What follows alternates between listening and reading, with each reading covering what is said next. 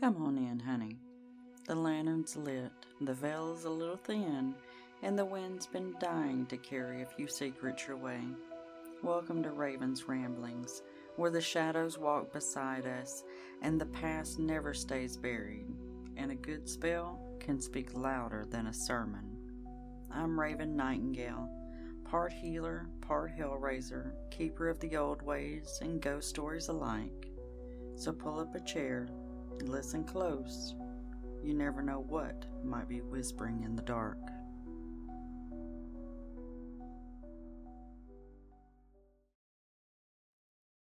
Hey everyone, welcome back to Raven's Ramblings, my little witchy podcast where we talk spells, crystals, self empowerment, shadowy shit, herbs, all the things.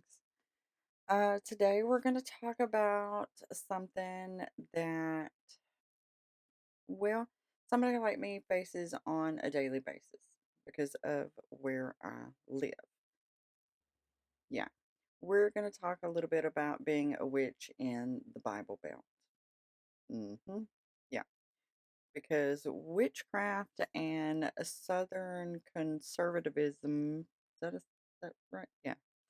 Don't really go hand in hand, as we all know, especially in this day and age. So if you ever felt like you are kind of hiding who you are, kept yourself a little bit more in the broom closet to kind of keep the peace around you, then this episode is for you. So, a little bit of my story, and you can go back and listen to a little Hey Meet Raven episode I did way back, weeks and weeks and weeks ago. Um, I live in the South, of course, where we have churches on almost every corner, and they range from Baptist churches to Methodist churches to Pentecostal and Assembly of Gods and Church of Christ. I mean, and Catholic churches because it's Louisiana, even though we're in North Louisiana, and that is more prevalent in South Louisiana. But I am still in a pretty high population of Catholics. Um, and I work at a religious hospital. So I've had to be fairly careful about what I share about my mundane life. Okay. And that's why I use Raven on here publicly. It gives me a little bit of anonymity, a little bit of protection.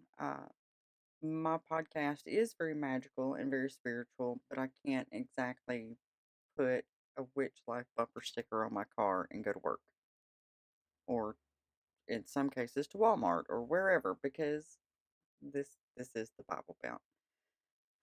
Um, so my youth, I grew up mixing little potions and stuff in the woods, right? So I would gather different leaves and flowers and grass and all these other little weird things and waters, and because I grew up in the country on a farm, and I was always drawn to do these weird little things. I don't know why. Well, I mean, I guess I kind of know why now, but I did not really understand it then. I was also always drawn to the moon. I spent a lot of time outdoors, and in the country, there's not a lot of light pollution. So I spent a lot of time looking at the sky and the stars and the moon and so forth.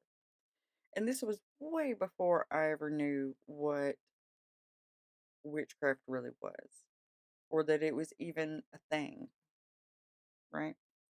Um, but most of those things that I did always stayed a little bit of a secret, um, because even where something as simple as like yoga was considered devil's work by some folks, like it's insane. It's absolutely insane. So that's the kind of stuff I grew up around. And we have something in the South that I think is unique to the South. We have Southern guilt or Southern guilt trip. All right. Because people throw around verses like weapons, Bible verses. Or people will say things like, I'll pray for you. And it's not in a good tone, it's in that, mm, I'll pray for you, you know? Which really means you're going to hell, sweetie. That's what that really means. So, in the South, we also have a saying of bless your heart. And sometimes that can mean truly bless your heart. I feel for you, I empathize with you. But most of the time, it is it is very much like the I'll pray for you. It's bless your heart. You little dumbass, bless your heart. You know? Um so we get a lot of the, oh, you're going to hell, but in a nice way, and oh, you're an idiot, but sad. So you learn to kind of speak in code in the South, or at least I have. I say things like, I'm spiritual, not religious, or I love nature. And some people, it's not a big deal to go ahead and say things like, well, I'm pagan. And that's usually the umbrella term that I use when I do actively tell someone what I do, because that is way less scary than saying I practice witchcraft, right? So, and some people, I just tell them I'm a witch and I practice witchcraft. Yes, I do spells. Yes, I have crystals and candles and herbs and all the things. And be nice to me or I'll put you in a jar.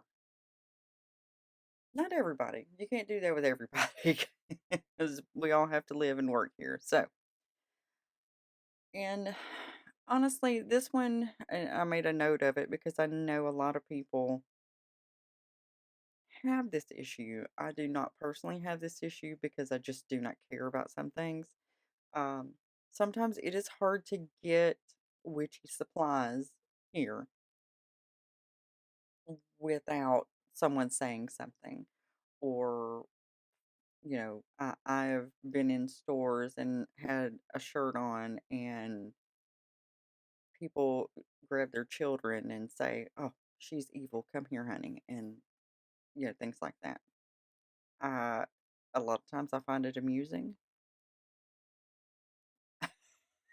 Maybe I shouldn't. Maybe I should take it more seriously, but a lot of times I just laugh and go about my day because, well, honestly, I just don't care a lot of times. But not everybody can do that, and that's okay. You know, you do what you're comfortable with, and if that means nothing at all, then baby, you do that. You do you, boo. That's the way I have always said that. So, but here's the thing, no matter how we present ourselves to the public, we are still here. We are still lighting our candles and charging our crystals and casting our spells, whether that be quietly or loudly, depending on our mood or what is going on around us. And both of those are perfectly okay. There's nothing wrong with either one of those. Both of those options are valid. All right, because our magic is just as real in cowboy boots as it is in witchy Doc Martens, no matter what. Okay. And you don't have to make, or no, that's not what I want to say. Hold on. You don't have to have anyone's permission to be who you are, period. Full stop. You don't need anyone's permission for that. You be you. You know, your ancestors walked this land too. Your power is not up for debate. Okay. So, what's it like for you?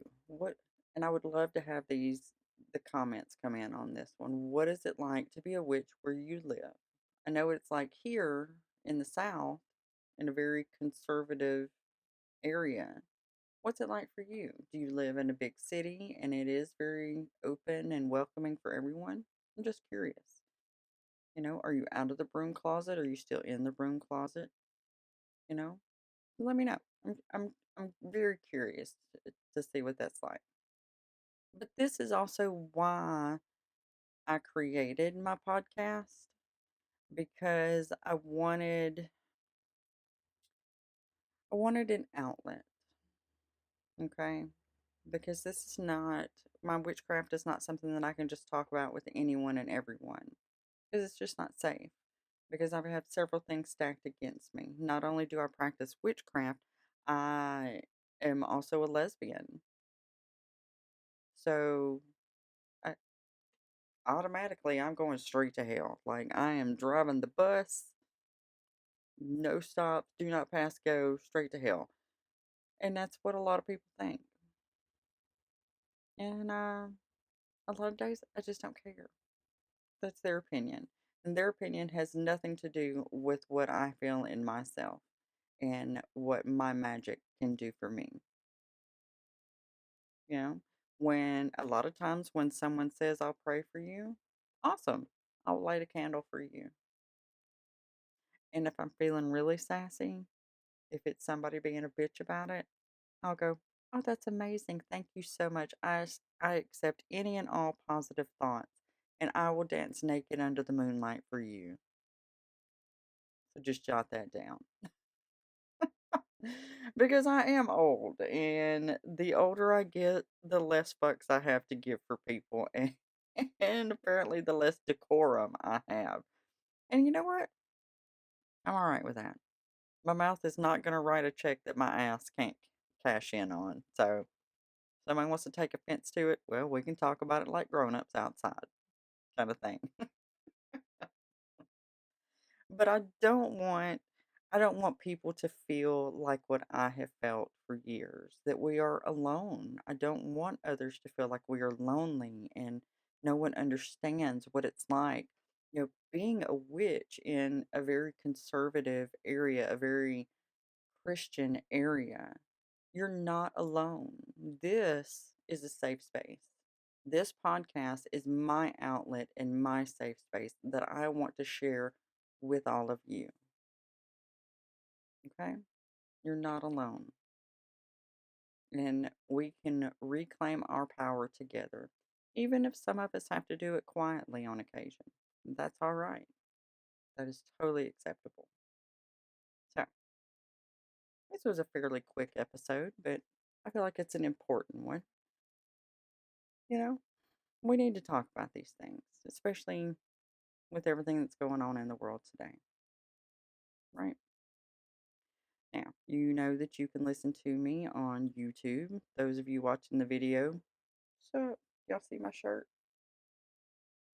Always Lilith, never Eve. Yeah, it's my new favorite. So you can listen and watch on YouTube. You can listen on Spotify or Apple Podcast, wherever you want to hear about your magic. I've got numerous episodes on spells and crystals and lunar magic and some shadow work, and of course, more coming every single week. And when my work schedule allows, I get those little bonus episodes in and we talk about random shit. So, I say so a lot. I know y'all get sick of that. Yeah, I know. I'm sorry. I'll get my shit together one of these days. Now, before I go, just remember you do not have to be loud to be powerful. You don't. You can be quiet as a little church mouse, as they say in the South. You do not have to be accepted to be magical. Nope. Someone else's acceptance has no bearing on your magic abilities and your power. You don't need them. And you absolutely do not have to apologize for being a witch and following your path. You do not. You be you. Okay? So stay magical, stay safe, and I'll see you next time. Bye.